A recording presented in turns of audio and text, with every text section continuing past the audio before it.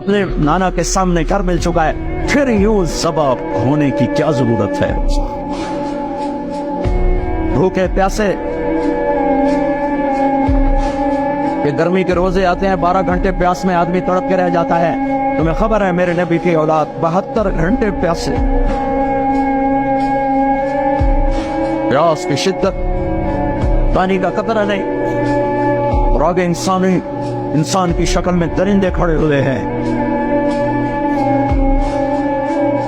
जब सारे जान निसार शहीद हो गए, थोड़ा सा सुना भी देता हूं, जब सारे जान निसार शहीद हो गए तो पीछे अहलुल बैत रह गए। अहलुल बैत, सबसे पहले शहीद का नाम बताता हूं, मुस्लिम बिन औसज, जो इमाम साहब के, इमाम अली मकाम के काफिले में जो पहले शहीद हैं, मुस्लिम बिन औसज। और उनकी तरफ से जो दो पहले कत्ल हुए, सालिम और यसार, और उनको कत्ल करने वाले थे उबैदुल्लाह बिन उमैर अल-कल्बी। एक इब्ने ज़ियाद का गुलाम था, एक रबिया बिन ज़ियाद का गुलाम था। वो दोनों निकले तो उसके मुकाबले के लिए बरबर बिन खुदैर और हबीब बिन मुताहिर निकले हुसैन अली मकाम के लश्कर से। तो उमैर बिन वहब कल्बी वो कूफे से उठ के आए थे, कूफे से बीवी समेत आए थे। बीवी का नाम उम्मे वहब, हबशी थे। कहने लगे मुझे अपने ऊपर कुर्बान होने, मैं अकेला इन दोनों को काफी, इन दोनों को हटा दे।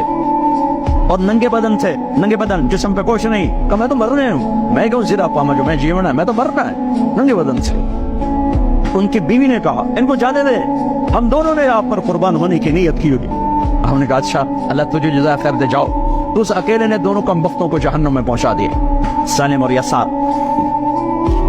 तो उनमें से एक आदमी बोला ये मरने आए हैं, अगर अकेले अकेले लड़ोगे तुम सबको मार देंगे। और तुसी तो जीवन दे तलबगार हो, मरण दे तलबगार है, मरण वाले मारना कोई सौखा काम होता है। वो इन पर इकट्ठे हमला करो। फिर हमला आम हुआ तो पहले शहीद इधर से मुस्लिम बिन औसज, जब वो गिर रहे थे तो कह रहे थे हुसैन की हिफाजत करना जब तक सांसों में सांस बाकी। आपके लश्कर में इधर ज़ुहैर बिन कैन, यानी राइट साइड पर ज़ुहैर बिन कैन एक छोटा झंडा, लेफ्ट साइड पर हबीब बिन मुदाहिर एक झंडा, दरम्यान में आपके भाई अब्बास बिन अली जिनके हाथ में बड़ा झंडा था और बड़ा निशान का जो अलामत था वो अब्बास बिन अली के दरम्यान में था। 32 घोड़सवार थे और 40 पैदल थे। जब उन्होंने पहला हमला किया तो घोड़ 32 ने 3000 का मुंह पीछे कर दिया। तो इब्ने ज़ियाद ने कहा पहले इनके घोड़ों को मारो, इनके घोड़ों को मारो। तो 500 तीर अंदाजों ने इकट्ठे उनके घोड़ों पे तीर चलाए, तो सबके घोड़े गिर के खत्म हो गए। फिर सारी पैदल हो गए, सारी पैदल हो गए। तो फिर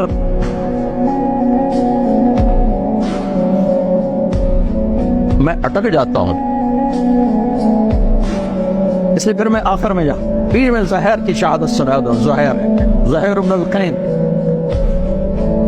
जब नमाज का वक्त आया, ज़ुहर का वक्त दाखिल हुआ, तो आपने इशारा किया ज़ुहैर ये शिमर से कहो नमाज पढ़ने दे, नमाज पढ़ने दे।